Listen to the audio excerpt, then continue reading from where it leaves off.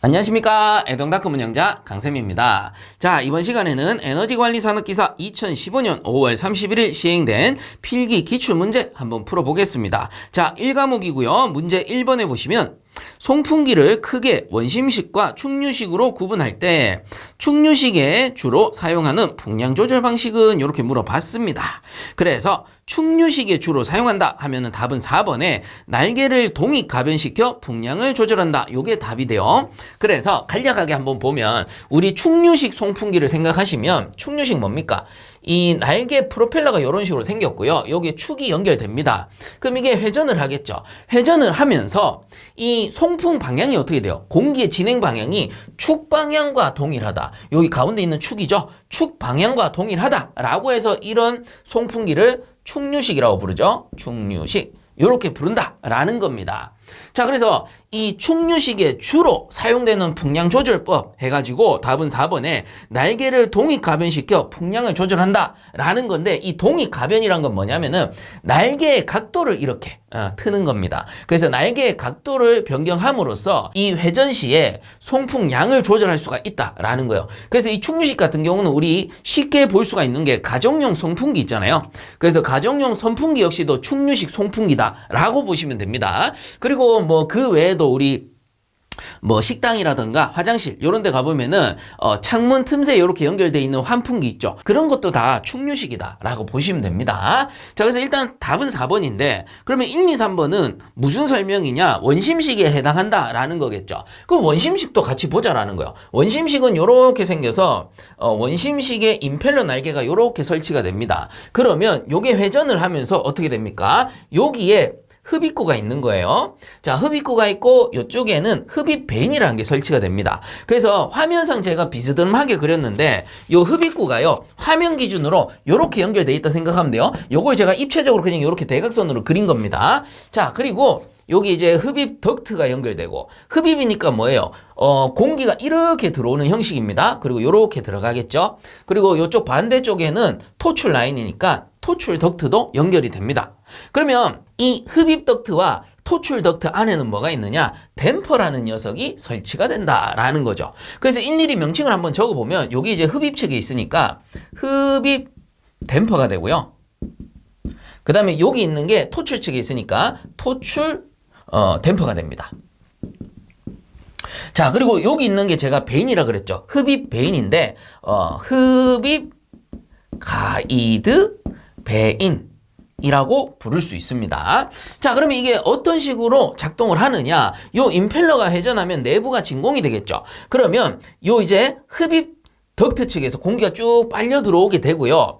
그리고 여기 이제 돌아서 토출 댐퍼 쪽으로 이렇게 송풍이 이루어지는 형식입니다. 그래서 임펠러의 원심력에 의해서 이 토출이 이루어지게 되고, 이때 풍량을 조절하는 방법은 여러 가지가 있는데 이 임펠러의 회전수, 그러니까 RPM을 조정할 수가 있겠죠. 이렇게 빠르게 돌리면 송풍량이 늘어날 거고 천천히 돌리면 송풍량이 줄어들 겁니다. 그리고 양단에 있는 댐퍼 있죠. 댐퍼가 뭡니까? 우리가 배관으로 치면 배관에 설치하는 밸브를 생각하면 되는 거예요. 그래서 밸브를 설치해서 물배관이다. 그럼 물의 양을 조절할 수 있잖아요. 이와 마찬가지로 댐퍼라는 거는 덕트에 설치하는 일종의 밸브입니다. 그래서 물의 양, 수량을 조절하는 밸브가 되고 공기의 양을 컨트롤한다. 그러면 댐퍼가 되는 거예요. 그래서 덕트 사이에 설치해서 열고 닫으면서 흡입 댐퍼 또는 토출 댐퍼에서 이 풍량을 조정해 줄 수가 있겠죠.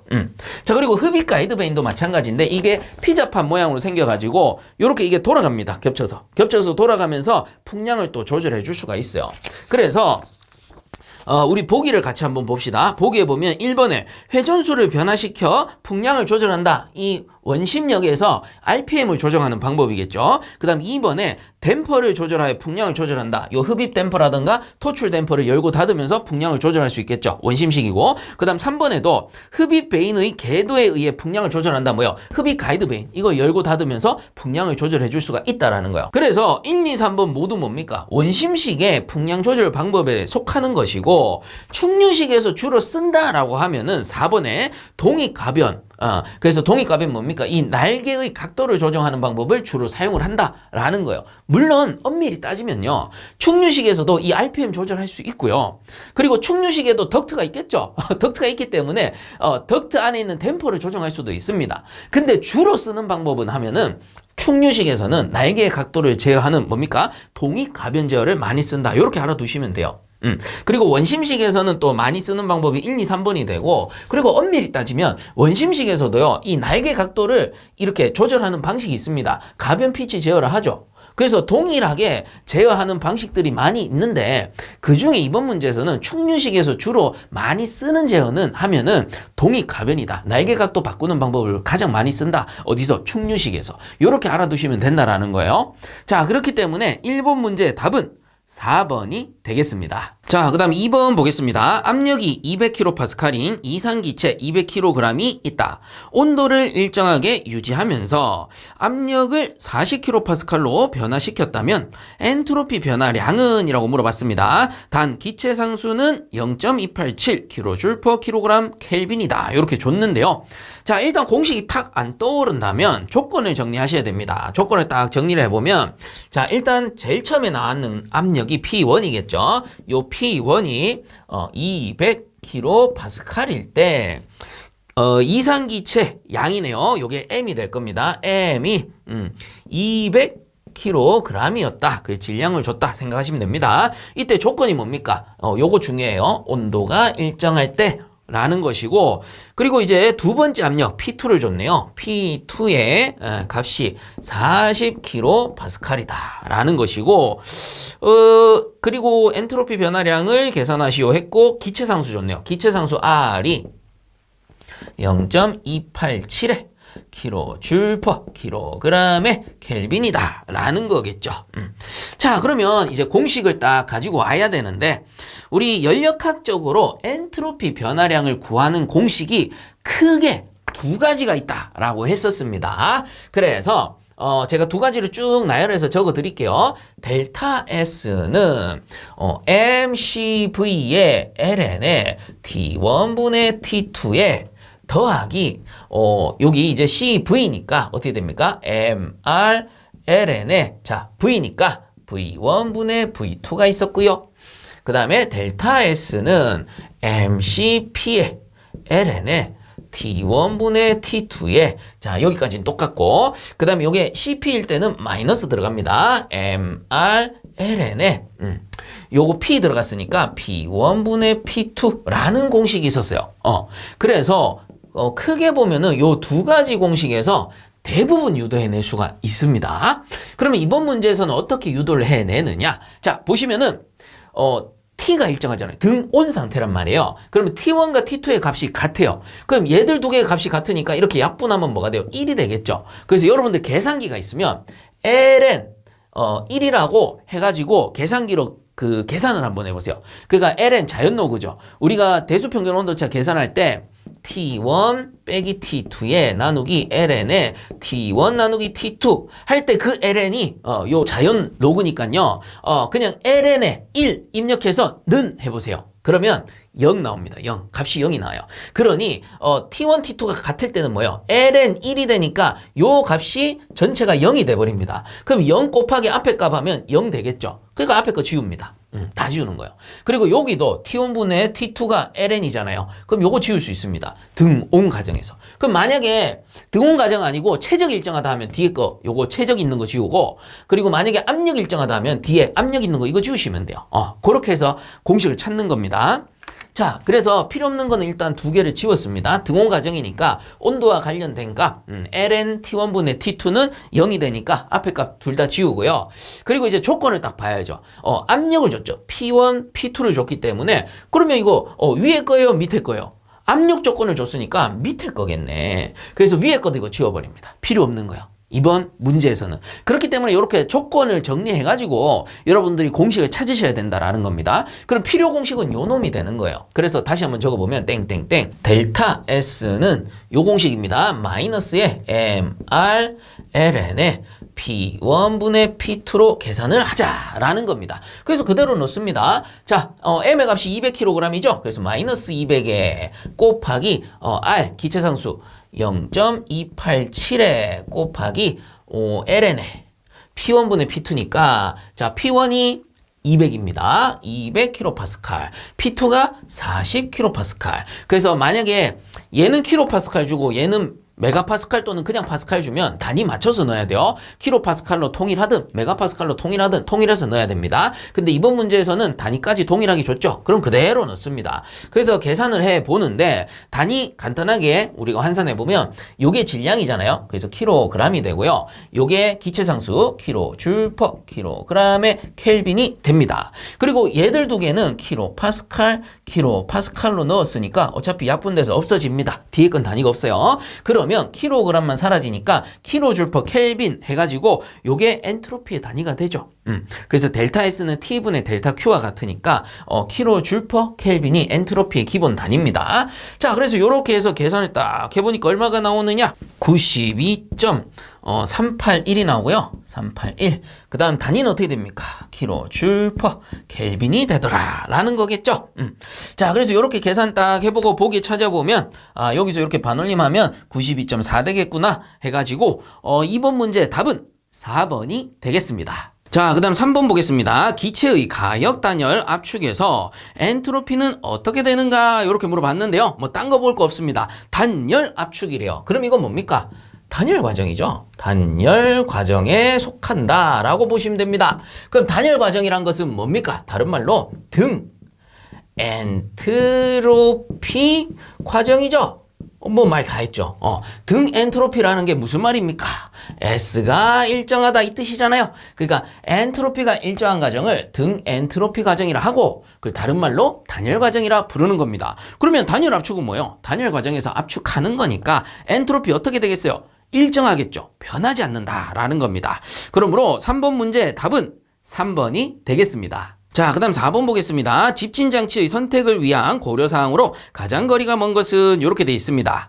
자, 그래서 집진장치 뭐였습니까? 우리 함진가스 중에 분진, 이물질을 제거하는 장치를 집진장치라 했습니다. 그래서 이 함진가스라는 게 뭐였어요?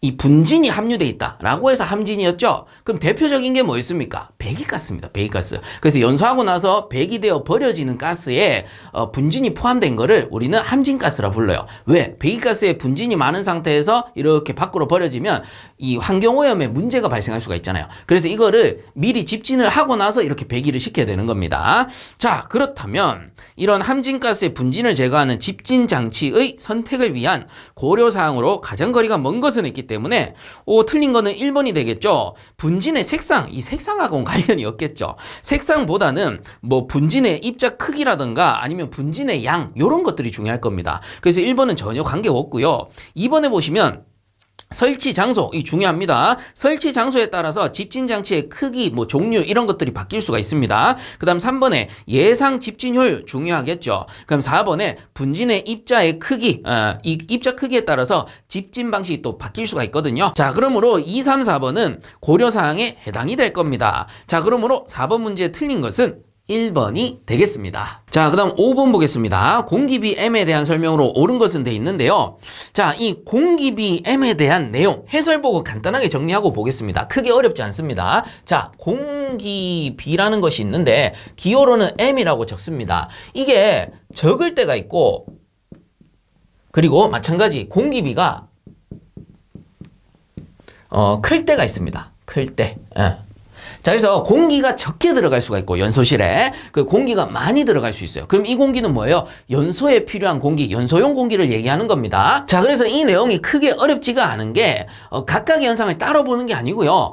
대표적인 현상 하나만 딱 기억하시면 되거든요. 그래서 공기비가 적을 때는 어떻게 되느냐? 자, 대표적인 현상 하나. 공기비가 적으면요. 불완전 연소예요. 불완전 연소가 이루어진다. 라는 겁니다. 이게 대표적인 현상이에요.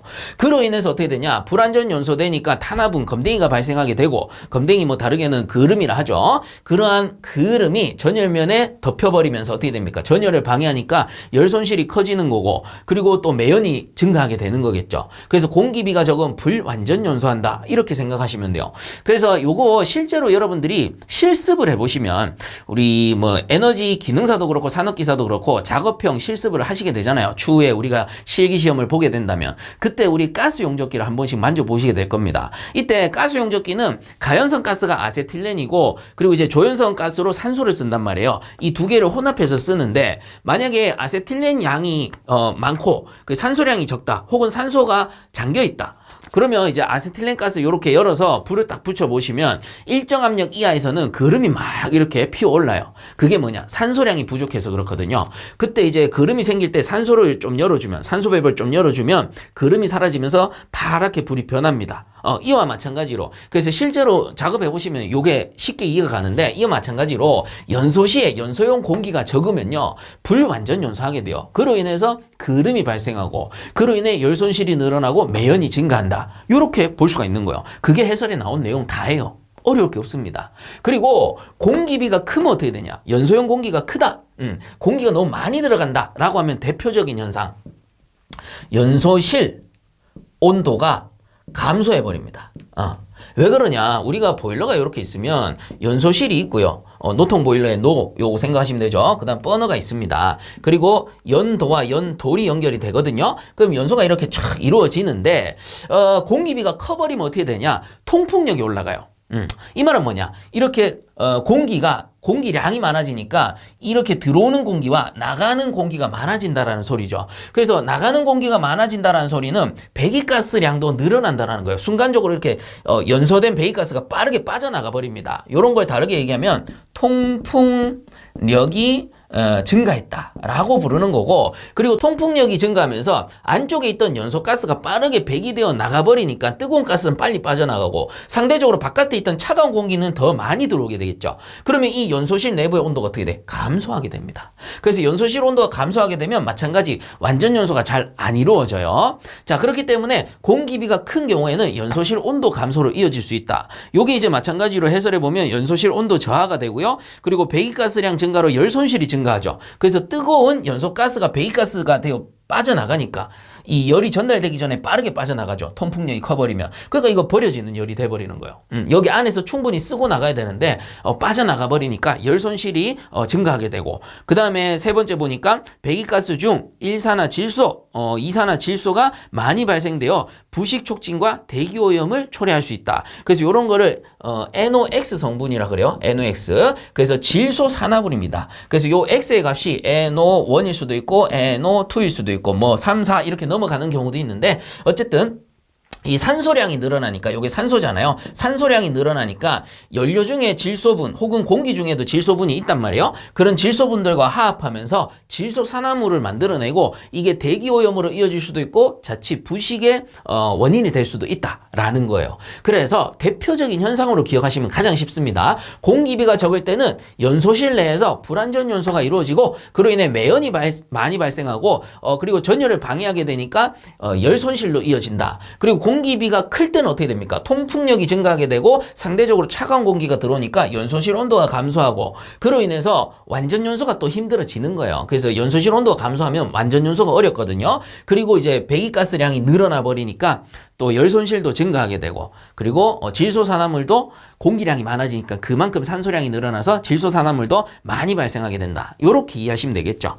자, 그래서 5번 문제로 돌아가서 공기비에 대한 설명으로 옳은 것은 했을 때 1번에 공기비가 크면 연소실 내의 연소 온도가 높아지는 게 아니고 방금 했잖아요. 낮아진다. 대표 현상이죠.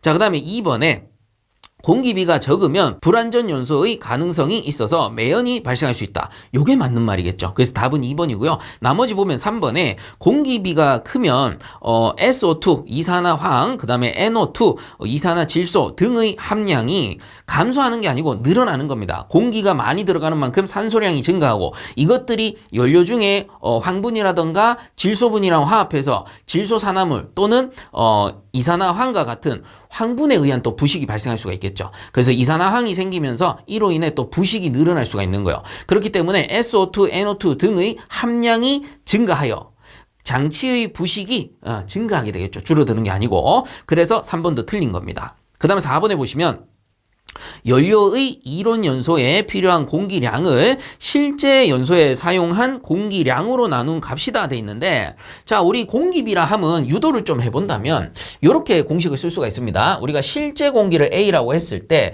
공기비 M에다가 곱하기 A0 하면은 뭡니까? 실제 공기량이 되는 거죠. 이게 뭡니까? 이론 공기량이 한 100이 들어가면 완전 연소할 줄 알았어요. 근데 알고 보니까 실제로는 120이 들어가야지 완전 연소하더라 라는 겁니다. 그래서 이 공기비 다른 말로 과잉 공기 계수라고도 합니다. 그러면 이론 공기에 대해서 1.2배만큼 더 들어가줘야지만 실제 공기가 된다라는 거겠죠. 그 과잉 공기 계수를 나타낸 게 공기비 M이 되는 거예요. 그래서 이 공기비 M을 계산하면 어떻게 됩니까? A0가 내려가잖아요. 그래서 A0 분의 A가 되니까 이게 뭡니까? 이론 공기량 분의 실제 공기량이 되는 거죠. 그러니까 공기비란 것은 실제 공기량에다가 이론 공기량을 나눈 겁니다. 그러니 4번은 거꾸로 된 겁니다. 그래서 연료의 이론 연소에 필요한 공기량을 실제 연소에 사용한 공기량으로 나눈 것이 아니고 실제 연소에 사용한 공기량에서 이론 공기량을 나눈 값이 공기비 M이 되는 겁니다. 자, 그러므로 5번 문제 답은 2번이 되겠습니다. 자, 그 다음 6번 보겠습니다. 검출된 증기 압력이 설정된 압력에 이르면 연료 공급을 차단하는 신호를 발생하는 발신기는 이렇게 물어봤습니다. 자, 그래서 우리가 보일러라는 게 운전을 하다 보면 뭐 상용 압력도 있고 최고 사용 압력 이런 것도 있는데 대부분 우리 법규라든가 기준을 보면 최고 사용 압력을 기준으로 하거든요. 그거는 왜 그래요? 최고 사용 압력에 이 압력이 도달하거나 혹은 이거를 초과해버렸어요. 그러면 보일러가 위급 상황이다 이 뜻인 거죠. 이게 조금만 방치하면은 파열 사고 혹은 폭발 사고로 이어질 수가 있는 겁니다. 그래서 가장 위험한 상황이기 때문에 어떻게 해요? 설정 압력을 주고서 어떤 장치를 이용해서 설정 압력을 주고서 요 이제 사용 압력이 최고 사용 압력 부근에 오거나 이 설정 압력을 뚫고 넘어갔다. 라고 하면은 어떻게 됩니까? 요 장치가 그거를 인식하고 그 신호를 연료 차단 밸브, 그러니까 전자 밸브죠. 보일러에 사용하는 연료 차단 밸브는 전자 밸브를 사용합니다. 이 전자 밸브 쪽에 신호를 보내서 전자 밸브를 탁 잠금으로써 연료의 공급을 차단시키는 겁니다. 그럼 불이 탁 꺼지겠죠. 보일러 운전을 급히 정지시키는 거예요. 그래서 이제 다시 원래 상태의 압력으로 돌아가면은 점검을 해가지고 뭔가 이상이 있으면 그걸 제거하고 다시 운전하는 거예요. 자, 이때 설정 압력을 주고 이 압력이 뚫고 올라오는 걸 어떻게 합니까? 제한하는 장치가 있다라는 거죠. 그래서 이런 거를 증기압력 제한기라고 하는 겁니다. 자, 그래서 6번 문제 다시 한번 읽어보면 검출된 증기 압력이 설정된 압력에 이르면 연료 공급을 차단하는 신호를 발생하는 발신기는 증기 압력 제한기라고 여기서는 4번에 압력 제한기라고 나왔네요. 자, 그래서 6번 문제 답은 4번이 되겠습니다. 자, 그 다음 7번 보겠습니다. 탄소 1kg을 완전 연소시키는 데 필요한 산소량은 약 몇 kg인가? 이렇게 물어봤습니다. 그래서 단위 정리 딱 해보면 이게 뭐예요? kg per kg이 돼야 되겠죠? 왜 그래요? 뒤쪽에 있는 게 제가 연료라 그랬습니다. 그러면 연료가 탄소 1kg이 되는 거니까 요게 탄소 1kg 연료가 뒤쪽에 들어가는 거예요. 그래서 요게 탄소 1kg 단위 질량이라고 보시면 되겠죠. 이때 탄소 1kg을 완전 연소시키는데 필요한 산소량 O0가 몇 kg이냐 이렇게 물어본 겁니다. 그래서 항상 단위를 먼저 요거를 확실하게 확인을 하시고 여기에 맞는 값을 도출을 해내시면 되는 거예요. 자, 그렇다면 탄소에 대해서 나왔으니까 탄소의 완전 반응식 한번 적어보면 탄소 C가 O2랑 화합해서 뭐가 됩니까? CO2가 되거든요. 그럼 양단의 분자량 어때요? 똑같습니다. 그럼 이대로 두면은 완전 반응식인 거예요. 그럼 여기에서 우리가 질량 단위로 나타내야 되니까 탄소의 경우에는 12kg이죠. 이때 산소량은 어떻게 됩니까? 요게 16자리가 2개인 거니까 32kg이 된다라는 겁니다. 이 말은 탄소가 12kg 탈 때 산소는 이론적으로 32kg 필요하다 이 뜻인 거예요. 요걸 요렇게 놔두고 그럼 이번 문제에서 풀고자 하는 건 뭡니까? 탄소가 1kg일 때죠. 그래서 탄소가 1kg일 때 이론 산소량은 몇 kg인가? 요걸 물어보는 거다라는 거죠. 그래서 이렇게 비례식 세워서 바로 푸시면 됩니다. 어려운 내용 아니에요. 자, 다시 한번 탄소가 12kg 연소할 때 산소는 32kg 필요한 겁니다. 그러면 탄소가 1kg일 때는 이론 산소량이 어떻게 되느냐? 이렇게 비례식 세워서 이렇게 곱하고 이렇게 곱하는 거니까 산소랑 곱해지는 게 내려가면 됩니다. 그래서 5, 제로는 12가 내려가면 돼요. 12분의 32 곱하기 1이 될 테니까 여기에 계산해보면 얼마가 나오냐? 2.667kg이 나온다라는 겁니다. 엄밀히 따지면 이렇게 kg per kg. 뒤쪽에 있는 게 뭐예요? 탄소 1kg이다. 이 뜻이죠. 그래서 탄소 1kg 탈 때 이론 산소량이 2.667kg 필요하더라라는 거예요. 그래서 뭐 여기서 이제 반올림하면 2.67 이렇게 되겠네요. 그래서 7번 문제 답은 3번이 되겠습니다. 자, 그 다음 8번 카르노 사이클로 작동되는 기관이 250도씨에서 300kJ 줄의 열을 공급받아 25도씨에서 방열했을 때의 일은 얼마인가? 이렇게 물어봤네요. 자, 조건 한번 정리해보면 T1이 250도씨다 라고 볼 수 있고 이때 공급 열량 Q1이라 볼 수 있겠죠. Q1이 300kJ입니다. 자, 그렇다면 이제 변환 후 T2가 25도씨일 때의 뭡니까? 1을 구해라라는 거예요. 방열할 때의 1, AW는 몇 킬로줄인가? 이렇게 물어본 겁니다. 보게 보니까 킬로줄 나오죠? 자, 그러면 카르노 사이클의 연료율 한번 쭉 써봅시다. 연료율 2타는 준 것분에 한 건데 카르노 사이클에서는 고열원을 줬죠. 그래서 Q1을 줘서 2를 합니다. 그래서 열을 줘가지고 뭔가 이제 석탄이나 목탄 이런 거에 떼워서 증기기관차로 움직인다 생각하시면 됩니다. 그럼 증기기관차로 움직인 게 1이죠. 그래서 한 개 AW다 이렇게 보면 됩니다. 그럼 이거 열량으로 계산하면 Q1분의 AW는 Q1 빼기 Q2랑 같은 거고, 자, 그리고 온도로 나타내면 T1분의 T1 빼기 T2랑 같은 거예요. 자, 그러면 지금 조건을 보니까 온도를 줬고 열량을 줬습니다. 그러면 공식을 우리가 풀기 좋게 간소화를 좀 해보자면 요거 T1분의 T1은 1이 되잖아요. 그럼 다시 한번 쓰면 1 빼기 나머지 요거 저거 빼기 T1분의 T2니까 T1분의 T2로 바꿔 쓸 수가 있습니다.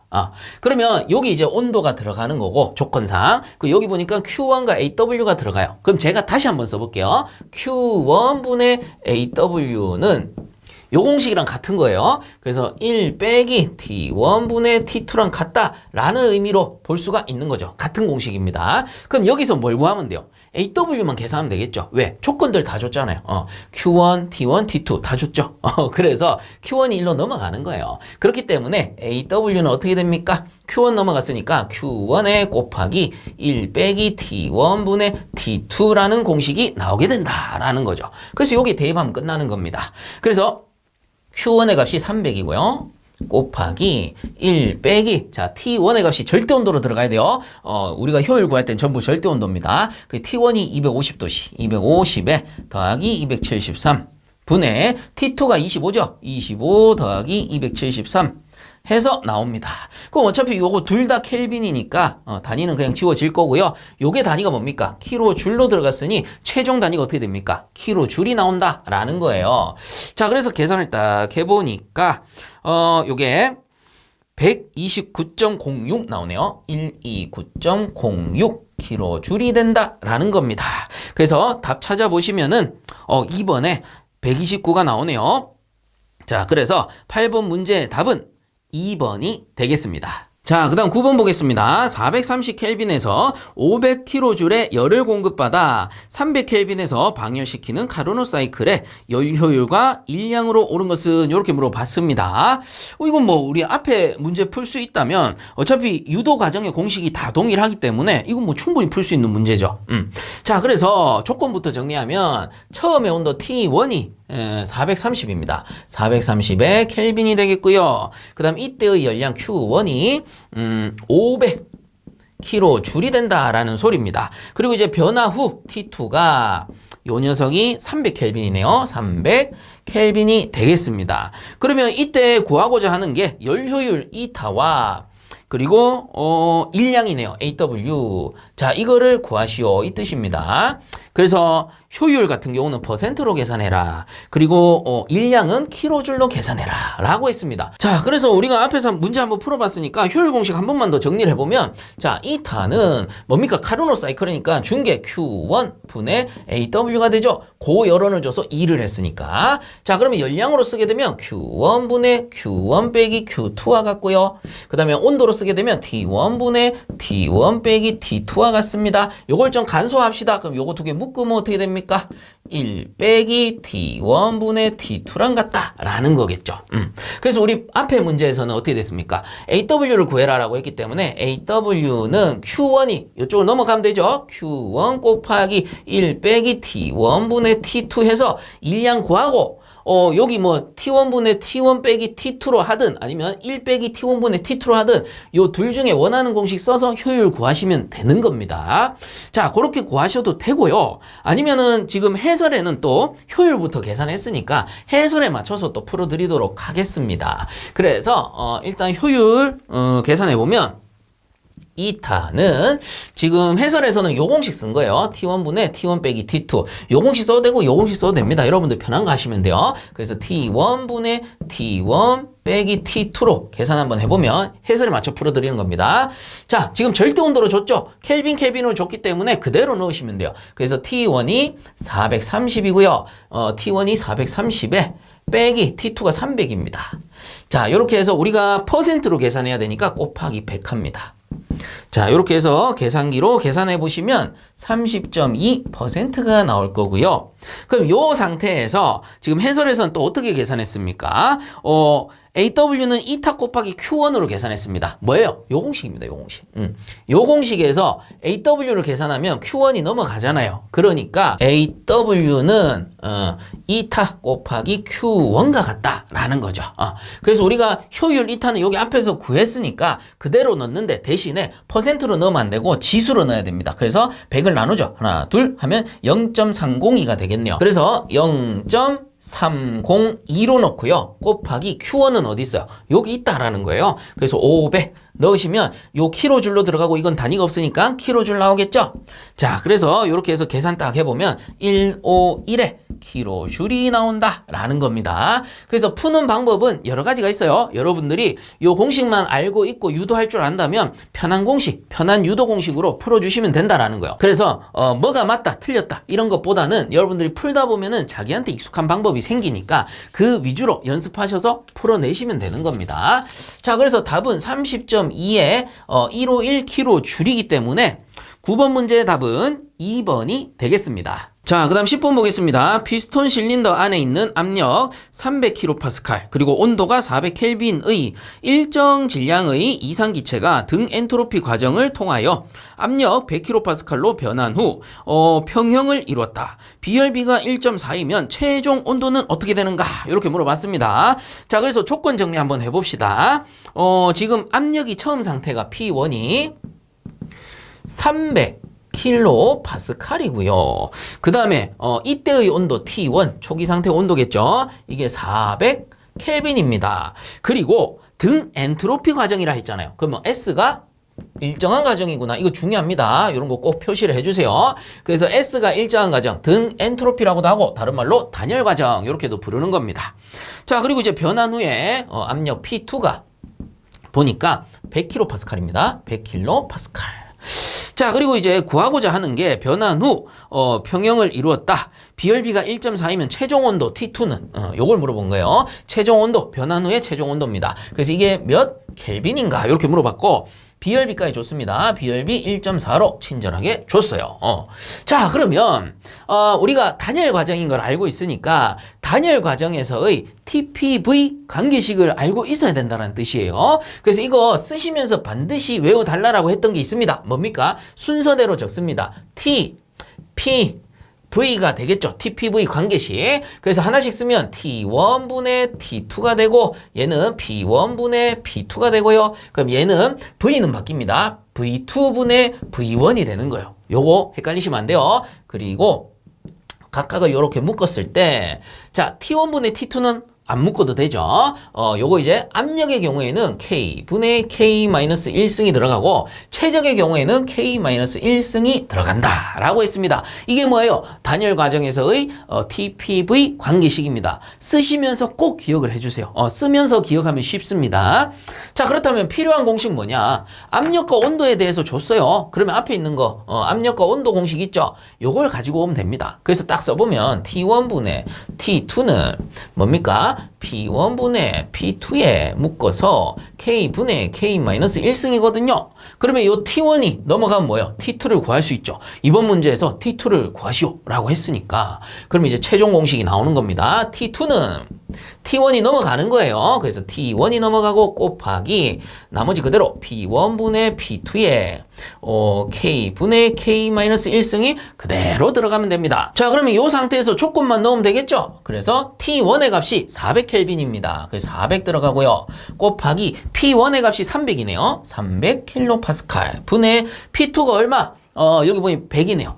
100kPa. 들어가고 그럼 이렇게 묶어서 K분의 K-1승의 K는 뭐예요? 비열비잖아요. 그래서 비열비 1.4로 줬죠. 그래서 1.4 분의 1.4 빼기 1 해가지고 계산기 잘 누르셔야 됩니다. 그렇게 해서 계산해 보면은 이게 얼마가 나오느냐? 292.239 이렇게 나오네요. 292.239가 나오고 자 보세요. 요거 두 개는 킬로파스칼 똑같이 들어갔으니까 지워지면 되고요. 얘가 켈빈으로 들어갔으니까 요게 최종 단위가 어떻게 돼요? 켈빈으로 나오겠죠? 자, 그래서 답은 292.239로 나오겠고요. 10번에 보니까 3번에 292 켈빈 이렇게 나오네요. 그러므로 10번 문제의 답은 3번이 되겠습니다. 자, 그 다음 11번 보겠습니다. 압력을 나타내는 관계식으로 잘못된 것은 돼 있는데요. 자, 1번에 1파스칼은 1뉴턴/미터 자승이다. 맞는 말이죠? 그래서 1파스칼이라는 것은 무엇과 같으냐? 뉴턴/미터 자승이다라고 했잖아요. 그래서 1뉴턴/미터의 자승과 같다라는 겁니다. 이게 뭡니까? 파스칼이라는 건 압력의 단위잖아요. 그렇기 때문에 요 뒤에 있는 미터 자승 이거 뭐예요? 단위 면적이죠. 그래서 1이 생략돼 있는 거니까 요 단위 면적당 작용하는 힘, 뉴턴이 힘이니까 단위 면적당 작용하는 힘이 압력이다라고 했잖아요. 그래서 파스칼이라는 것은 곧 뉴턴/미터의 자승과 같다라는 겁니다. 그래서 1번은 맞고요. 그 다음 2번에 보니까 1반은 10의 3승 파스칼이다 돼 있는데 요게 틀린 겁니다. 왜 그러냐? 우리 표준 대기압 적어보면 1atm이라는 것은 1.01325 바와 같은 것이고 자, 요거 좀 이쁘게 씁시다. 1.01325 바와 같은 것이고 그리고 파스칼로 나타내면 101325 파스칼과 같다라는 겁니다. 그럼 요거 두 개 딱 비교해 본다면 바에다가 여기서부터 요 소수점이니까 하나 둘 셋 넷 다섯 칸 오면 되는 거죠. 즉 곱하기 10의 5승을 하게 되면 파스칼이 되는 거예요. 그 값이 10의 5승을 하게 되면 같아지는 거죠. 이 말은 정리를 해보면 1바라는 것은 파스칼로 나타내면 10의 5승 파스칼과 같다라는 겁니다. 10의 5승을 곱해주면 바가 되는 거예요. 자, 그래서 틀린 것은 2번이고요. 나머지 3번에 1atm은 1.01325 바와 같다. 요건 맞는 말이죠. 그래서 앞에 제가 적어 드렸잖아요. 그래서 1atm은 표준 대기압 상태 1.01325 바와 같다. 그리고 파스칼로 하면 10135 파스칼과 같다. 그래서 제가 이론 강의할 때 기본적인 표준 대기압 좀 외워주실 필요가 있다라고 했었고 이게 해설에 나오니까 참고적으로 꼭 봐주세요. 자, 그래서 3번은 맞고 그 다음 4번에 보니까 절대압력은 대기압 플러스 게이지 압력 요것도 맞는 말이죠. 그래서 절대압력 구하는 공식 써보면은 절대 개가 있었고 그 다음에 절대 진이 있었습니다. 그래서 이게 뭐예요? 절대압력은 대기압에 더하기 게이지압력과 같고 절대압력은 대기압에 마이너스 진공압력과 같다. 진공압력은 부합 상태니까. 자, 그래서 절대압력 구하는 공식. 절대압력은 대기압 플러스 게이지압력. 그리고 절대압력은 대기압 마이너스 진공압력. 요거 꼭 기억해달라고 했습니다. 그래서 4번 같은 경우는 요 공식을 얘기하는 거예요. 그래서 맞는 말이죠. 자, 그러므로 11번 문제에 틀린 것은 2번이 되겠습니다. 자, 그 다음 12번 다음 연소 반응식 중 발열량 kcal per kg 몰이라고 했을 때 가장 큰 것은 이렇게 물어봤습니다. 그래서 하나씩 보면 1번에 보니까 지금 탄소와 2분의 1 O2가 결합을 해서 연소를 딱 하는 건데 이렇게 결합해가지고 CO라는 가스가 발생했습니다. 일산화탄소죠. 그래서 요거 보시면 탄소가 연소할 때 이 산소랑 연소해서 일산화탄소가 발생했다라는 거는 불완전 연소입니다. 왜냐하면은 완전 연소하게 되면 CO2 가스가 나오는 거예요. 그래서 CO2가 아닌 CO가 나왔다. 그러면은 지금 산소 한 개랑 덜 결합한 거죠. 그게 불완전 연소 상태다라고 보시면 되고, 불완전 연소 상태이기 때문에 발열량도 그렇게 크지 않습니다. 한번 적어보면 29200 kcal per kg의 몰이 되는 겁니다. 자, 그 다음에 두 번째 딱 보니까 요거는 CO랑 결합하네요. CO가 2분의 1 O2랑 결합을 해서 CO2가 되긴 하는데, 요게 이제 완전 연소 후에 발생되는 가스가 CO2긴 한데요. 앞에 있는 매체가 뭡니까? CO라는 일산화탄소죠. 그래서 일산화탄소는 어차피 불완전 연소해서 나오는 거기 때문에 이 녀석이 화합해서 CO2로 바뀐다 한들 발열량이 마찬가지로 그렇게 크진 않습니다. 요 앞에 불완전 연소보다는 약간 늘어나긴 하는데, 요거 이제 발열량은 68000의 kcal per kg의 몰이 되더라 라는 거예요. 자, 그 다음에 세 번째 보시면 요게 이제 완전 반응식인데, 탄소가 O2랑 반응해서 결과값이 CO2가 나오면 완전 연소했다라고 볼 수가 있는 겁니다. 이때의 발열량은 97200 kcal per kg의 몰이 되는 겁니다. 자, 그 다음에 네 번째는 이제 황이네요. 연료가 바뀐 거예요. 황이 연소했을 때 O2랑 결합하면은 SO2라는 이산화 황이 나오는데, 요것도 이제 황의 경우에 완전 연소긴 한데 탄소보다는 발열량이 좀 적어요. 그래서 80000 kcal per kg의 몰이다 라고 보시면 됩니다. 그래서 발열량이 가장 큰 것은 뭡니까? 탄소가 완전 연소했을 때입니다. 그래서 황보다는 탄소가 연소했을 때 그 발열량이 크구나, 요 정도로 기억을 좀 해주시면 좋을 것 같아요. 자, 그래서 12번 문제의 답은 3번이 되겠습니다. 자, 그 다음 13번 보겠습니다. 다음의 압력 엔탈피 선도에 나타낸 냉동 사이클에서 압축 과정을 나타내는 구간은 이렇게 물어봤는데요. 혹시나 냉동 선도, 냉동 사이클에 대해서 이해가 없으시다 하면은 이전 강의에서도 언급해드렸듯이 지금 보고 계시는 영상 상단 카드라든가 혹은 영상 하단에 그 설명란에 링크를 남겨드릴 겁니다. 그러면 혹시나 기초 이론이 없으시다 하면은 거기에 나와 있는 이론을 시간을 좀 투자하더라도 꼭 한 번씩 듣고 넘어오시기 바랍니다. 만약에 봤는데 앞에서 들었는데 하시면 그냥 보시면 되는 거예요. 쭉 보시면 이해가 가실 거고, 만약에 아예 이러한 기초 지식이 없다 하시는 분들은 시간을 조금 투자하더라도 꼭 보고 오세요. 그래야 앞으로 이제 문제를 풀미에 있어서 그보다 더 많은 시간을 아낄 수가 있는 겁니다. 그래서 그 투자하는 시간 몇 분 안 돼요. 길어봐야 뭐 10분, 20분 정도 될 겁니다. 그렇게 투자해서 꼭 보시고 제가 이 기출문제 풀어드리면서 추가적으로 해드리는 강의 들으면 쉽게 넘어갈 수가 있는 거예요. 자, 그래서 13번에 이제 냉동 사이클에서 압축 과정을 나타내는 구간은 해서 요거를 쉽게 그 기초 강의를 듣고 아신다면 2에서 3번 과정이란 거 쉽게 볼 수가 있을 겁니다. 그래서 앞에 기초 강의를 좀 들으셨다 가정하고 제가 좀 빠르게 설명하겠습니다. 우선 냉동 사이클이라는 거는 우리가 가정용 냉장고를 생각하셔도 되고 아니면은 에어컨과 같은 냉동 장치를 떠올리시면 됩니다. 그럼 기본 구성은 어떻게 되느냐? 압축기가 있고요. 그 다음에 응축기가 있고, 그럼 팽창 밸브가 있고, 이 증발기라는 녀석이 있습니다. 자, 요런 식으로 냉동 사이클의 기본 구성 장치를 꾸밀 수가 있어요. 그래서 밑에 있는 게 요게 압축기라는 녀석이고, 압축기. 그럼 요게 이제 응축기입니다. 응축기. 그리고 요게 팽창 밸브. 자, 그 다음 요 녀석이 증발기가 되겠죠. 자, 그래서 냉동장치의 4대 구성 요소 하면 압축, 응축, 팽창, 증발입니다. 반드시 순서대로 기억하세요. 압축, 응축, 팽창, 증발입니다. 요 순환 사이클로 순환하면서 우리 실내를 냉방을 하는 거예요. 냉동장치니까.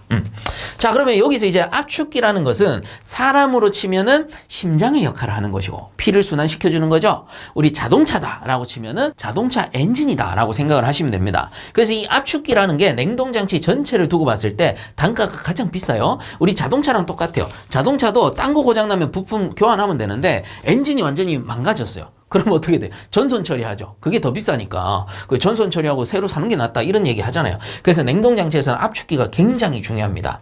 그래서 이 압축기의 고장 원인으로 가장 큰 것은 액냉매가 넘어가는 경우입니다. 왜 그러냐? 이 압축기 내부에는 피스톤이 존재하는데 피스톤이 왕복 운동하면서 그 공간을 압축하거든요. 이때 액이 들어가 버리면 액이라는 거는 비압축성 유체다 보니까 딱 눌러버리면 튕겨져 나가버려요. 튕겨져 나가면서 배관이나 장치를 때려버립니다. 그렇게 되면은 이 압축기 내부에 있는 뭐 크랭크 축이라든가 이런 게 손상이 가는 거겠죠. 그렇기 때문에 압축기가 고장날 수 있는 거예요. 그래서 액압축, 그 영어로는 리퀴드백이라 하는데 요런 걸 가장 조심해야 돼요. 그렇기 때문에 압축기 쪽으로 들어가는 냉매의 성상은 어떻게 돼야 됩니까? 항시 기체 상태로 들어가야 됩니다. 그러면 우리가 압축기에서 압축을 하면 어떻게 되느냐? 요 압축기 내부에 기체 냉매가 들어가는 겁니다. 흡입하는 거죠. 여기서 기체 냉매를 흡입해가지고 이렇게 압축을 하는데 압축을 하게 되면 밀폐된 공간에서 기체를 꽉 누른단 말이에요. 꽉 누르게 되면 압력이 올라갑니다. 그래서 압력이 증가하게 되고요. 압력이 증가하면 밀폐장치 내부에서는 압력과 온도는 비례관계다라고 생각하시면 됩니다. 그래서 온도도 함께 올라가요.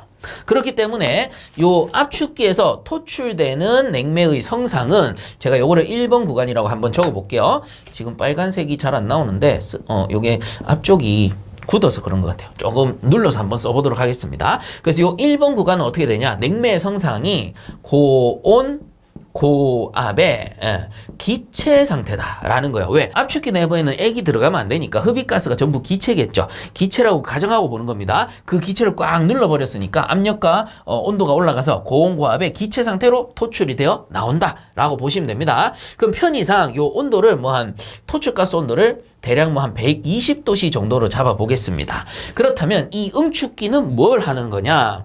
자, 우리 에어컨을 떠올립니다. 에어컨을 떠올렸을 때 응축기라는 거는 일종의 실외기입니다. 실외기.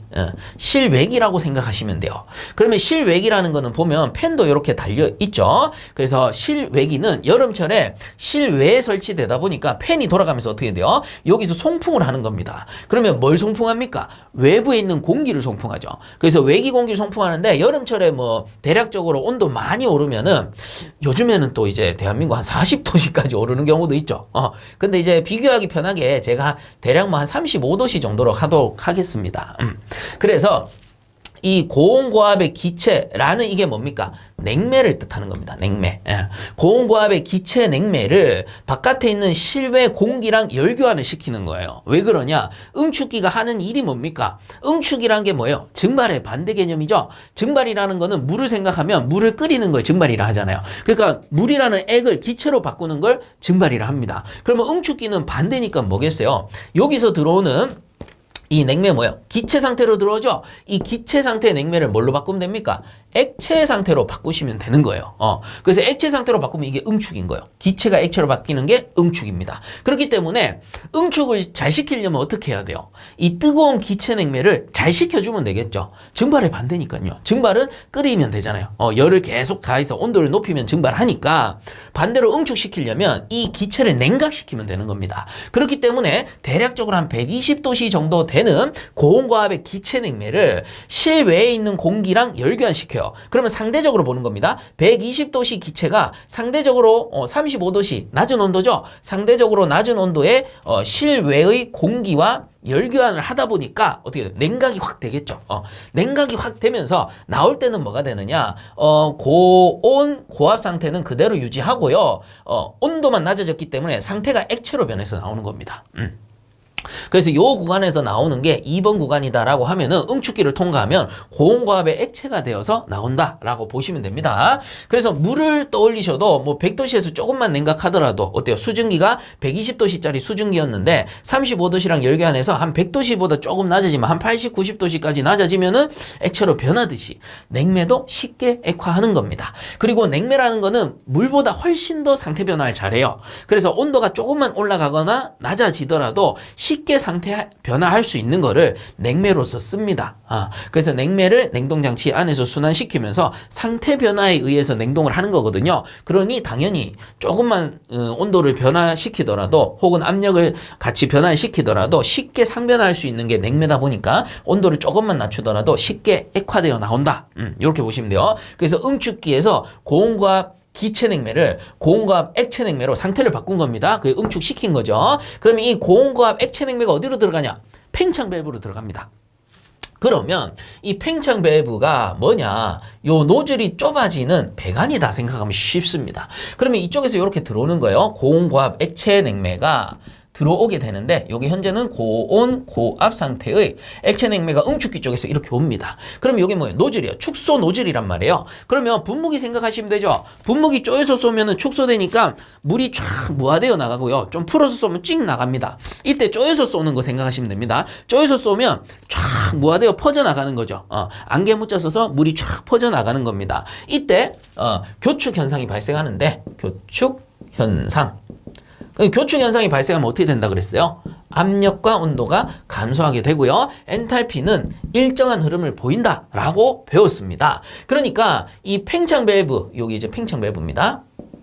팽창 밸브라는 것은 요런 작은 직경에 축소 노즐을 쓰는 장치를 얘기하고요.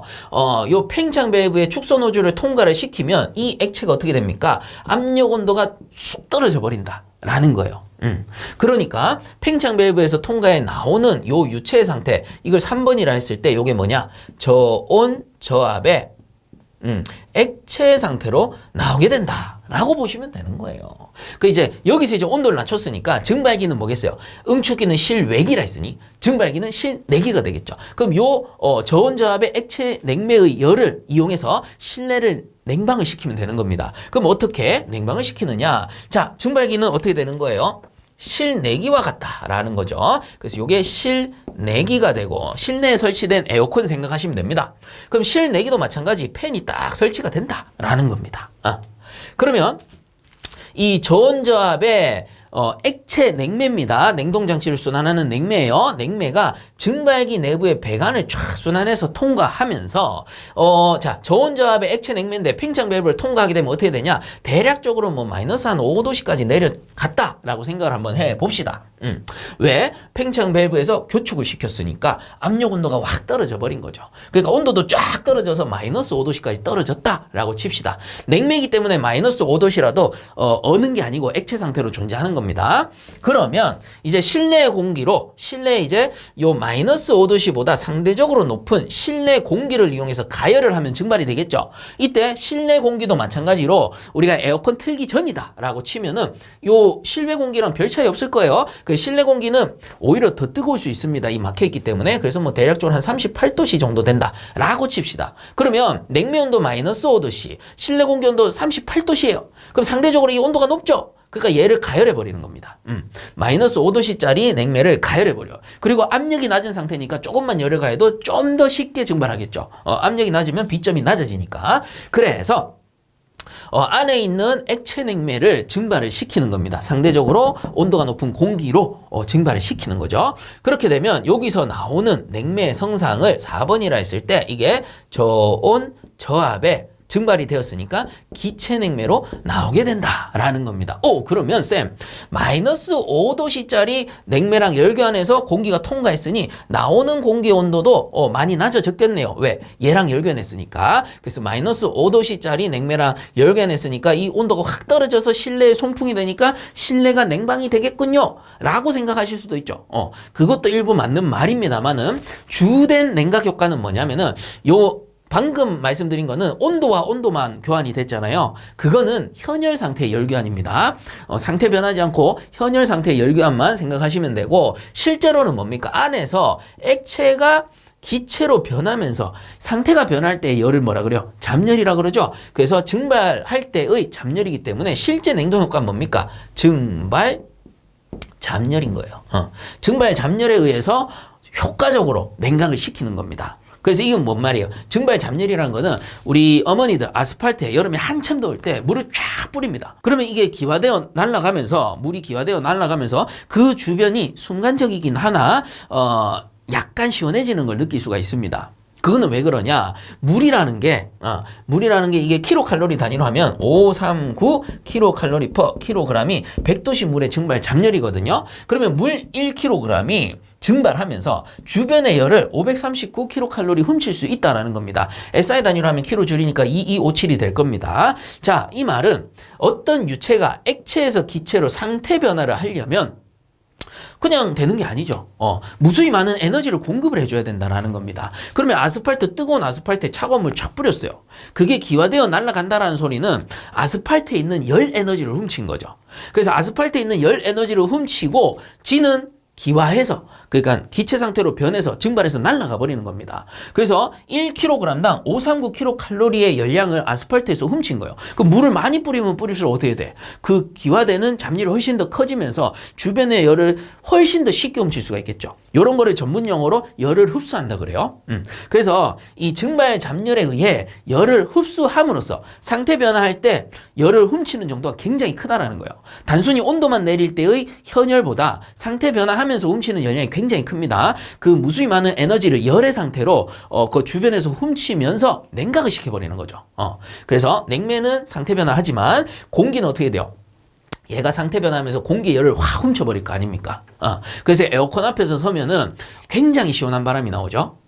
그리고 선풍기는 어떻게 돼? 선풍기는 그냥 주변의 공기를 송풍하는 거예요. 송풍. 그러면 주변 공기 온도가 30도시요. 30도시면 그냥 빠른 속도로 송풍만 해주기 때문에 그 시원한 감이 에어컨보다는 적습니다. 근데 에어컨은 증발 잡열을 이용하기 때문에 순간적으로 훔치는 열량이 굉장히 크다라는 거죠. 그래서 공기 열량을 순간적으로 훔쳐버리기 때문에 그 에어컨 앞에 서면은 냉각된 그 공기의 온도가 우리가 체감상으로도 엄청나게 냉각되게 느껴지죠.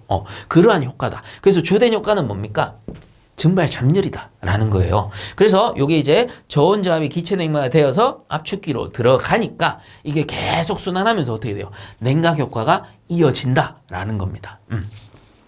자, 그래서 요 정도 정리하시면 사실상 우리가 냉동 기초는 거의 다진 건데 이거를 우리가 몰레르 선도에서 한번 나타내 볼 필요가 있다는 거죠. 왜? 문제에서 자주 나오니까요. 그림 뚝 주고는 뭐가 압축기냐, 뭐가 증발기냐 이렇게 물어보잖아요. 자, 그렇기 때문에 이거를 우리가 이미 알고 있는 몰레르 선도를 한번 나타내 보자. 그래서 우리가 알고 있는 몰레르 선도 pH 선도가 되는 겁니다. 그럼 이렇게 딱 그렸을 때 몰레르 선도를 작도를 하게 되면 기본 선도가 이렇게 그려질 수가 있는 거예요. 자, 이렇게 그려집니다. 여기 이제 삐딱하게 그리면 안 돼요. 등 압력선이기 때문에 실제로는 이렇게 그려야 됩니다. 자, 그러면 이게 순환 사이클은 역방향입니다. 시계 역방향. 왜? 역카르노 사이클을 기본으로 두고 있기 때문에. 자, 그래서 여기서 압축기, 그 다음에 응축기, 이쪽이 팽창 밸브, 그리고 요 아래쪽이 증발기. 자, 이렇게 보시면 됩니다. 그럼 얘들이 이렇게 순환을 하면서 이제 냉동을 하게 되는데, 자, 압축기의 경우는 제가 어떻게 된다 했어요? 압력과 온도가 증가한다 그랬죠? 그리고 이제 압축기에 흡입되는 가스는 이론상 건포화증기 상태입니다. 그러니까 액체가 들어오면 안 된다 그랬잖아요. 그래서 건포화증기에 딱 이렇게 선에 걸렸죠? 그럼 요게 건포화증기 상태가 돼요. 요 점이. 만약 상태점이 여기 안에 존재해요. 그러면 습 압축이 돼버립니다. 습증기니까. 그리고 요 바깥쪽에 상태점이 위치하면 여기서 압축하면은 과열 압축이 돼버립니다. 그래서 이론상으로는 건포 압축을 기본으로 하니까 이렇게 그리겠습니다. 그럼 요 건포와 증기, 기체잖아요. 기체가 압축함으로써 온도가 올라갑니다. 그래서 온도가 올라가니까 과열 증기로 바뀌는 거예요. 그러니까 이게 뭐예요? 우리가 등 압력선을 이렇게 작도해 보면 여기가 0인 지점이죠. 그럼 압력은 위로 갈수록 높아지는 겁니다. 그래서 여기 지금 그림에 보니까 여기가 1번점이네요. 1번, 2번, 3번, 4번 점이라고 한다면 요 1번 점의 압력보다 요 3번 점의 압력이 어떻게 됩니까? 더 올라간 거겠죠. 그래서 압력이 증가했고요. 압축기에서. 그리고 온도도 어떻게 되냐면 실제 등온선을 작도해 보면 등온선은 이 위에 이렇게 떨어지거든요. 그래서 등온선은 이쪽이 뭐예요? 포화액 구역이죠. 포화액 구역에서는 이렇게 수직으로 떨어지고요. 그래서 엔탈피랑 나란합니다. 그리고 습증기 구역에서는 이 압력선과 나란하게 가고, 그리고 과열증기 구역에서는 우측 하향에서 탁 떨어집니다. 그러면 요 4번점의 과열도와, 그리고 여기도 제가 추가로 그려보면 이렇게 그려서 등온선을 그릴 수가 있는데 여기 보면 1번점이죠. 1번점의 그 온도, 그리고 4번점의 온도를 비교해 본다면 온도도 마찬가지입니다. 우측으로 갈수록 온도는 증가하게 돼요. 그러면 이렇게 간다라는 거는 얘가 온도가 높다라는 거죠. 즉 4번점이 온도가 높고 1번점이 온도가 낮은 겁니다. 그러면 압축기에서 이렇게 압축됐다라는 것은 압력도 올라갔지만 온도도 어떻게 돼요? 같이 올라갔다라는 소리와 같아요. 실제로 이 3번점의 그 과열도선을 빼보면은 이렇게 해서 온도선이죠. 등온선. 제가 자꾸 과열도선이라 하는데 등온선이 정확해요. 그러면 여기서 이렇게 이런 식으로 내려간다라는 거야. 그래서 이 등원선을 작동하면 이런 식으로 내려가니까 이 우측으로 갈수록 어떻게 돼요? 온도가 올라간다. 그리고 위로 갈수록 온도가 올라간다. 이렇게 볼 수가 있는 거예요. 자, 그래서 압축기에서 압축을 하면 압력 온도가 이렇게 상승을 하는 거고, 자, 그러면 여기서 이제 응축을 하는 겁니다. 응축 제가 어떻게 하라 그랬어요? 온도를 낮춰주면 된다 그랬죠. 그래서 여기서 이 좌측으로 가게 되면 어떻게 돼요? 점점 좌측으로 갈수록 온도가 낮아지는 겁니다. 그 실제로 여기서 이렇게 이제 과열증기가 이쪽에 들어가면 포화증기로 바뀌는 거예요. 그 예를 들어서 우리가 몰래선도에 몇 번 설명을 했을 텐데 물이라고 치면 응축기 안쪽의 온도가 100도씨입니다. 그럼 요 점부터 100도씨인 거예요. 그럼 요 점은 120도씨라 볼 수 있겠죠. 예를 드는 겁니다. 그러면 이 120도씨에서 100도씨까지 내렸다가 요게 현열 구간이죠. 그 후에 상태 변화하는 거죠. 100도씨에서. 그래서 포화증기에서 여기 액이 되는 겁니다. 그 요 안쪽은 잠열 구간이 되는 거죠. 그래서 과열도를 제거하고 응축이 되어서 액체가 되는 겁니다. 그럼 여기서 이제 팽창 밸브에서 교축을 시키니까 이렇게 툭 떨어지는데요.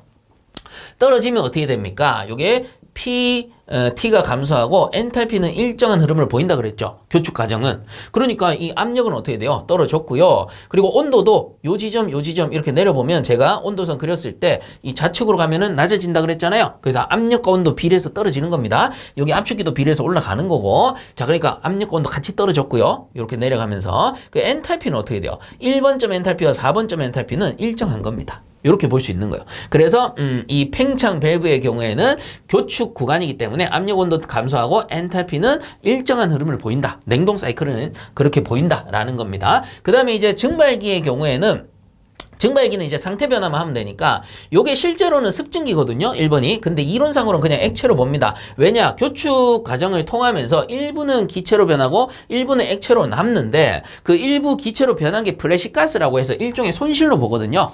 요건 뭐 이제 냉동에서 좀 깊게 들어가면 나오는 건데 일부 기체로 변하지만 이론상으로 그냥 액으로 보시면 됩니다. 왜냐? 액이 들어가서 증발할 때 효과를 보는 거거든요. 기체 상태로 증발기에 들어가면 증발을 못 하는 거죠. 그러니까 효과를 못 봅니다. 그래서 우리는 액의 양만 보니까 요 액체가 증발하면서 여기 가서 기체로 변하는 거죠. 그래서 액이 기체로 변하면서 요 증발기 내부에서 증발 잡열을 이용해 냉각을 하는 겁니다. 그래서 여기서 열을 콱 흡수를 해버려요. 열을 콱 흡수해서 실내 공기를 차갑게 만들어 버립니다. 자, 그러면 답 다 나왔죠? 자, 여기서부터 압축, 응축, 팽창, 증발인 겁니다. 그래서 앞으로는 제가 써드리지 않고 만약에 그냥 이렇게 해서 pH 선도입니다 하고 그냥 이렇게 그려요. 그럼 요게 압축, 응축, 팽창, 증발이라는 거 여러분들이 알아들으셔야 됩니다. 제가 일일이 쓰지 않더라도 압축기죠, 증발기죠, 효과 구합시다 이렇게 하면 이렇게 넘어갈 수 있어야 돼요. 그래서 요거를 어느 정도 개념을 잡아주시고 앞으로 진행을 좀 해보도록 하겠습니다. 자, 그래서 13번 문제에 냉동 사이클에서 압축 과정을 나타내는 구간은 이라고 되어 있으니까 뭡니까? 압축기 여기가 입구고 여기가 출구가 돼요. 그래서 답은 2에서 3번 과정입니다.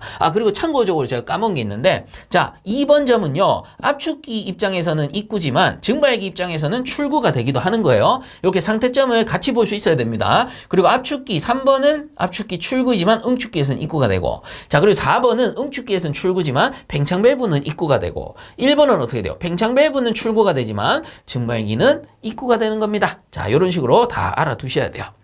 자, 그래서 13번 문제 답은 2번이 되겠습니다. 자, 그 다음 14번 물 1kg이 대기압에서 증발할 때 엔트로피의 증가량은 단 대기압에서 물의 증발 잡열은 2260 kJ/kg이다. 이렇게 줬네요. 자, 그래서 조건 한번 정리해보면 물의 양 제가 G로 쓰도록 하겠습니다. 요게 1kg 줬고요. 그 다음에 증발 잡열, 물의 증발 잡열은 2260 kJ/kg으로 준 겁니다. 쌤 요거 SI 단위인데 제가 알기로는 물의 증발 잡열은 2257이었는데요. 뭐 크게 중요하지 않습니다. 조건에 요렇게 줬다면 조건의 값을 넣으시면 돼요. 뭐 어차피 요거 넣나 2257 넣나 근사값 나오긴 하는데 보통 보면 문제에서 조건대로 넣으면 조금 더 명확하게 나옵니다. 됩니다. 자, 그렇게 보시면 되고, 구하고자 하는 게 뭐냐면은 엔트로피의 증가량, 즉 뭡니까? 델타 S라고 해서 엔트로피의 변화량을 계산해야 됩니다. 그러면 앞에서 봤듯이 엔트로피 변화량 하면은 크게 두 가지 공식이 있었죠? 근데 그 공식을 쓰는 게 아니고 이번 문제에서는 앞에서 봤던 공식들, 굉장히 긴 공식들이 있었죠. 그 두 가지 공식은 등온 가정이냐 아니면 등압 가정이냐 아니면 등적 가정이냐 이런 상태에 따라서 공식들을 유도해서 쓰는 거거든요. 근데 이번 문제 같은 경우에는 그러한 상태에 대해서 조건을 주지 않았습니다. 뭐 등온 상태냐 아니면 등압이냐 등적이냐 이런 상태에 대해서는 조건을 주지 않았기 때문에 그냥 기본이 되는 공식을 쓰시면 돼요. 뭐냐면은 델타 S는 T 분의 델타 Q라는 공식이 있었죠. 요거는 기초연력학 이론 시간 때 한 번씩들 보셨을 겁니다. 그래서 가장 기본이 되는 공식 요걸로 푸시면 돼요. 그 공식 자체는 크게 어렵지 않습니다. 근데 문제는 뭐냐? 쌤 조건이 하나도 없는데요? 공식 딱 써놓고 보니까 조건을 넣을 데가 없는데요? 이렇게 되는 거죠. 자, 근데 조건을 잘 보셔야 돼요. 요 T라는 거는 온도거든요. 온도 조건은 문제에서 간접적으로 줬어요. 무슨 말이냐? 대기압하에서 물이 증발할 때 라고 했기 때문에 이거는 표준 대기압 상태라고 가정을 하고요. 표준 대기압 상태에서 물의 이 증발 온도는 어떻게 됩니까? 자, 온도 T는 물의 증발 온도죠? 100도씨로 보는 겁니다. 이렇게 이제 간접적으로 문제를 준 거죠. 한번 꼬은 겁니다. 그래서 온도는 100도씨를 기준으로 풀면 되겠고요. 열량을 주진 않았는데요. 그래서 열량은 요 조건으로 풀어야 된다라는 거겠죠. 그래서 열량 공식을 딱 가지고 와보면 자, T는 그대로 가고요. 열량을 다르게 GC 델타 T로 푸실 수도 있고 아니면은 열량을 GR로서 풀 수도 있다라는 거죠. 왜? 열량은 현열로 구하면은 GC 델타 T로 풀고요. 그 다음에 열량을 자멸로 구하면은 GR로 푼다라고 배웠잖아요. 그래서 이게 현열량, 이게 자멸량이기 때문에 둘 다 열량을 구하는 공식입니다. 그럼 조건을 딱 보니까 어때요? GR로 줬으니까 요 공식 쓰면 되겠구나. 자멸량 공식 쓰면 되겠구나. 요런 결론이 나와야 된다는 거죠. 그래서 델타 S는 T 분의 G의 R 요 공식을 쓰시면 되고 자, T 절대 온도로 들어가야 됩니다. 그래서 100도씨 더하기 273 해서 요게 켈빈으로 들어가야 돼요. 그리고 G의 값은 1 그리고 잠열 2260이 들어가면 되죠. 자, 요거 단위 환산 한번 해보면 1kg으로 줬고요. 여기에 곱하기 2260은 kJ per kg이죠. 그래서 kJ per kg이 됩니다. 그리고 요 밑에 100 더하기 273 하면 켈빈이 되겠죠. 그럼 kg끼리 지워지니까 kJ per kelvin이라는 엔트로피 변화량의 단위가 되는 겁니다. 자, 그래서 이렇게 계산을 딱 해보니까 6.058 해서 kJ per kelvin이 됩니다. 그럼 근사치 딱 찾아보니까 14번 문제 답은 2번이 되겠습니다. 자, 그 다음 15번 보겠습니다. 이상기체의 상태 방정식은 이렇게 물어봤는데요. 자, 우리가 알고 있는 기본적인 이상기체 상태 방정식이 PV는 MRT라는 공식이 있었죠. 가장 많이 보이는 겁니다. 자, 그래서 이렇게 딱 적어놓고 보니까 완전히 똑같은 공식은 없어요. 그러면 유도를 조금만 해보자 라는 거예요. 그러면 단위 정리를 한번 해본다면 우선은 이 P 같은 경우는 킬로파스칼로 들어간다 생각해 보시고 그럼 곱하기 이 최적 볼륨이니까 미터의 3승입니다. 부피와 같은 거죠. 그리고 요 뒤에 있는 거는 M이 질량, 매스니까 킬로그램으로 적도록 할게요. 여기에 곱하기 기체 상수, kJ per 자, 킬로그램의 켈빈과 같은 겁니다. 그리고 요 T가 절대온도 켈빈이라고 보시면 되는데 쭉 정리를 해보면 킬로그램 지워지고요. 켈빈 지워집니다. 그럼 요 MRT의 단위는 킬로줄이 나오는 거예요. 그럼 쌤, 이 단위가 좀 다른데요? 요것도 유도를 해야 되죠. 킬로파스칼은 무엇과 같으냐? 킬로 뉴턴 퍼 미터의 자승과 같죠. 단위 면적당 작용하는 힘입니다. 자, 그리고 여기 곱하기 미터 3승한 것과 같으니까 요 두 개 지워지고 이거 한 개 남잖아요. 그러면 최종 단위가 킬로 뉴턴의 미터가 되는 거예요. 그럼 우리 알고 있어야 됩니다. 뉴턴 미터는 줄과 같은 거예요. 그럼 킬로 뉴턴 미터는 뭐가 되겠어요?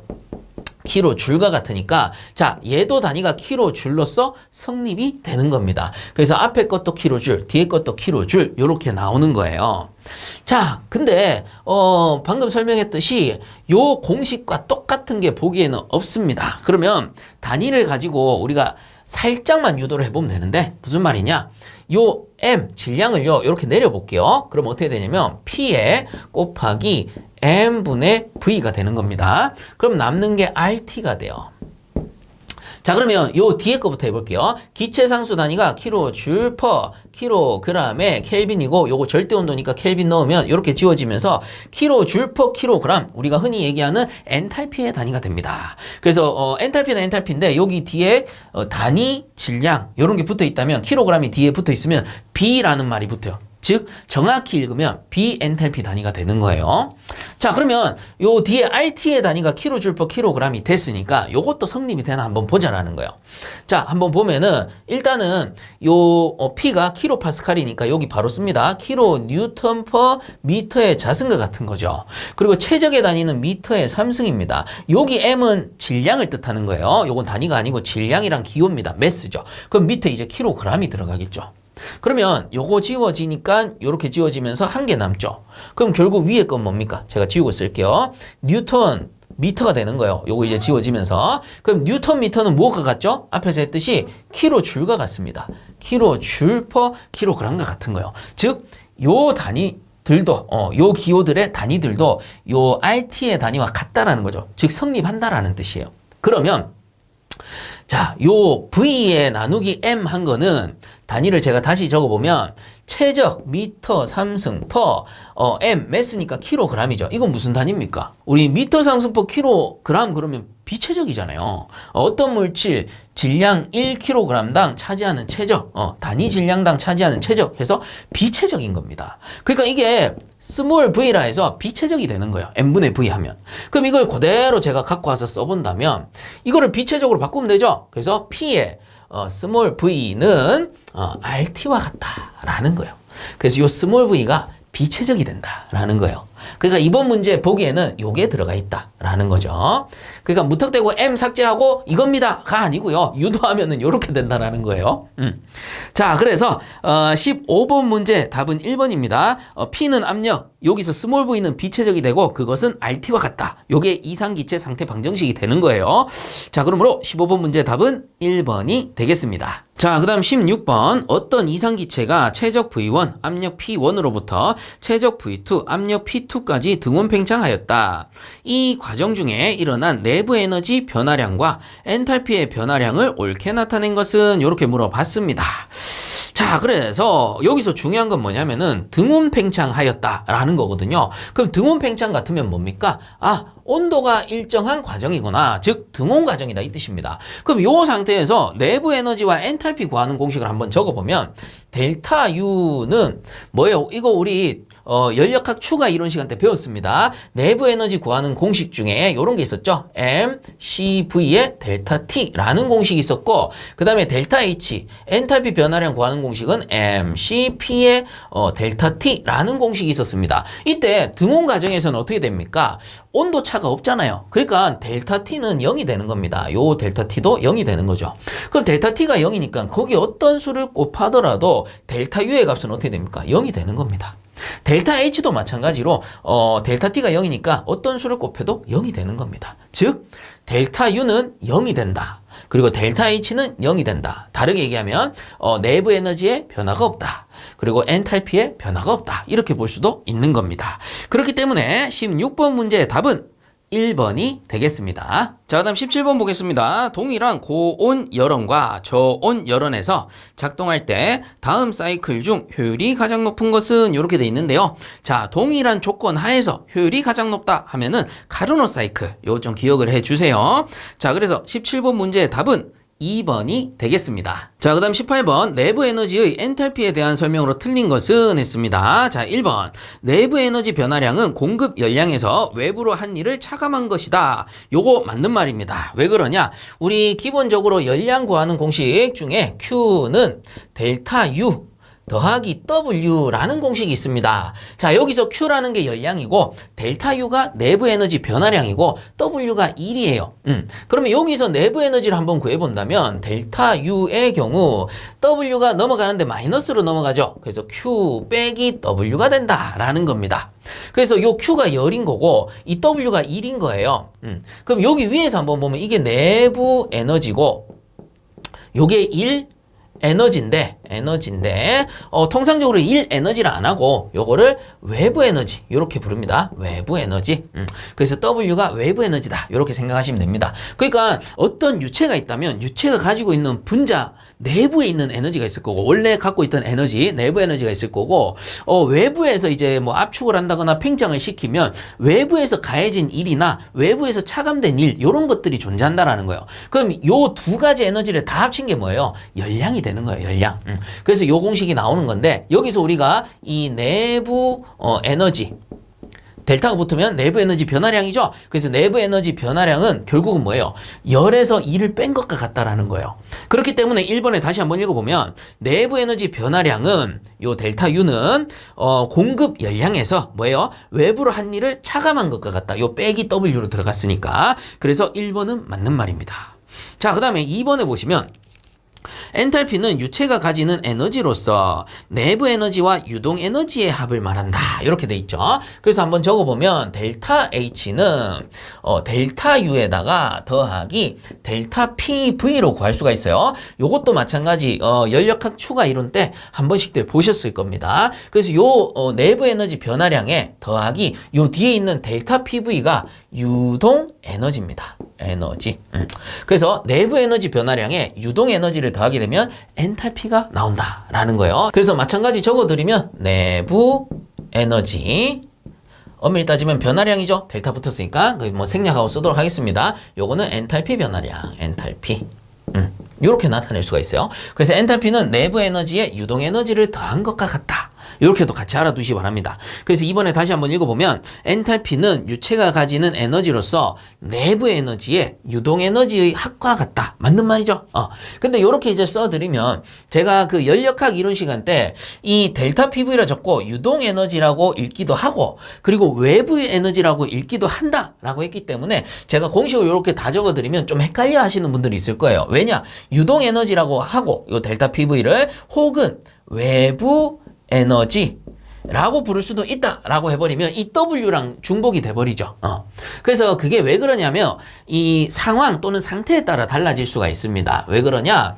외부 에너지란 것은 엄밀히 따지면요.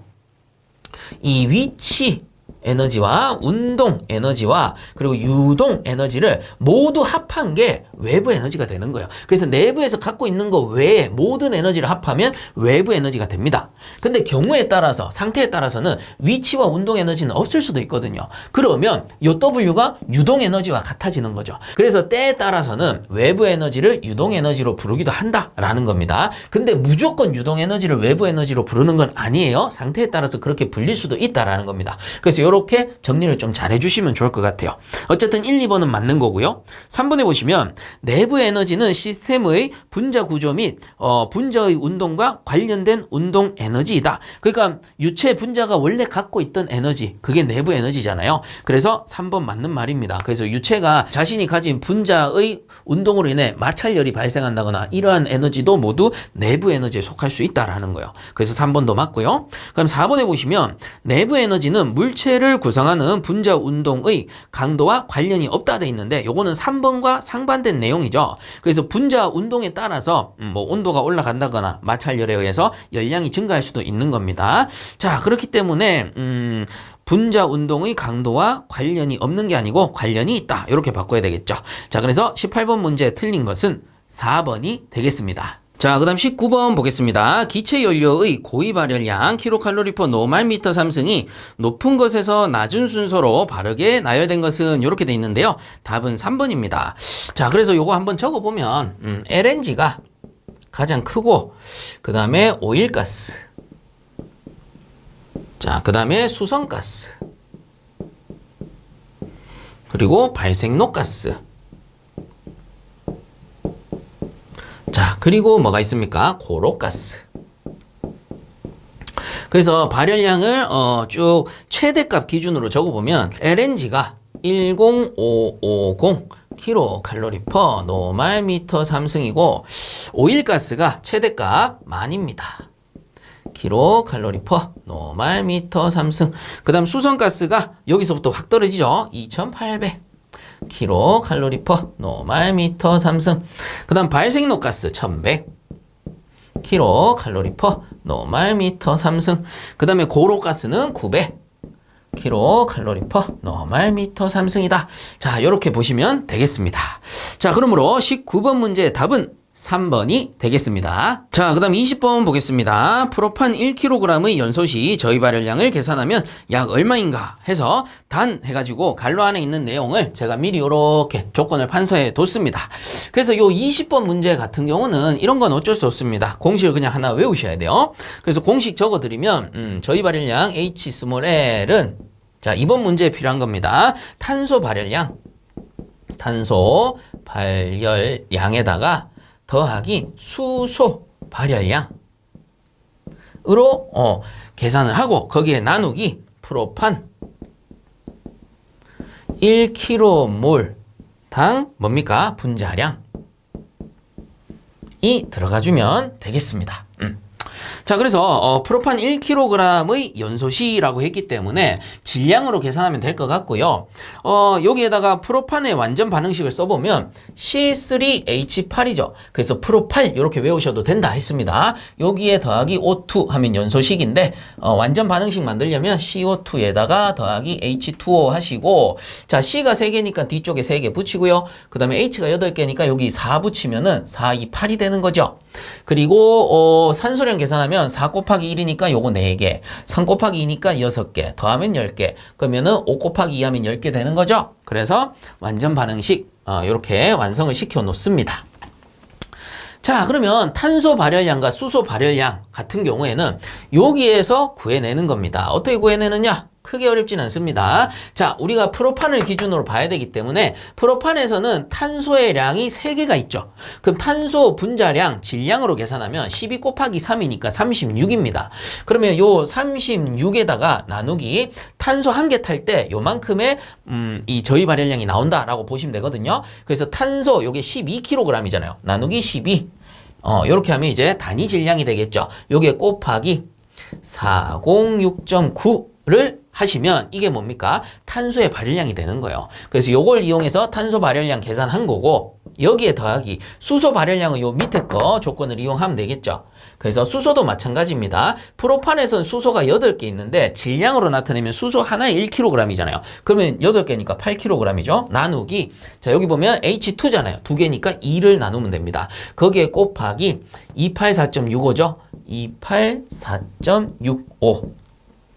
자, 0.65 해서 이게 수소 발열량이 되는 겁니다. 자, 이렇게 발열량 계산했고 여기다가 뭐예요? 프로판 1kmol당 분자량을 나눠주면 됩니다. 그럼 프로판 여기 있잖아요. C3H8이죠. 여기 앞에 1이 생략돼 있는 거잖아요. 그럼 뭐예요? 이거 1kmol로 볼 수 있습니다. 그럼 1kmol일 때 질량 계산하면 탄소 하나에 12kg 곱하기 3에다가 더하기 수소 하나 1kg이니까 8개, 8kg 되겠네요. 그래서 계산해보면 1kmol일 때 뭡니까? 44kg의 분자량, 질량을 가졌다. 이렇게 볼 수 있습니다. 그럼 여기다가 44 나누면 돼요.